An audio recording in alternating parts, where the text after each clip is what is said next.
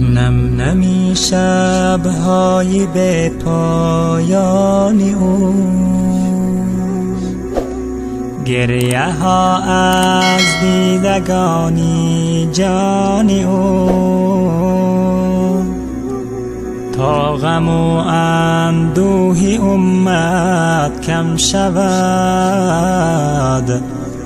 کم نمی شد اشک سرگردان او، کم نمی شد اشک سرگردان او. هر نفس از حق عفافم خواسته، صبحها با فکر من برخاسته، درد من اندوه دیرینش بود، شافع عقباست و از غم کاسته، شافع عقباست و از غم کاسته. حق نظیرش را نفرموده عیان، از زمینی خسته تا هفت آسمان، زیسته در گوشه شهر زیخاک، سمت معراجش به فوقی کهکشان، شیوه انسان مدار ایرانیین، او مربی او معلم و امین،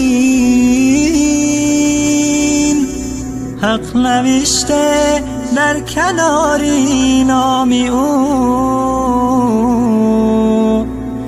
خیر خلقی رحمتا للعالمین، خیر خلقی رحمتا للعالمین. قاصدک ها می فرستم سوی او، تا نسیمی صبح آرن بوی او، قرنها دورم من از عصر نبی،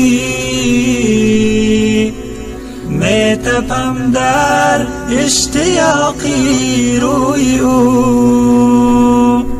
می تپم در اشتیاقی روی او.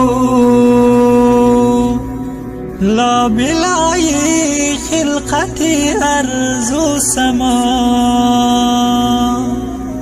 حق ستاید فرش علی مصطفی،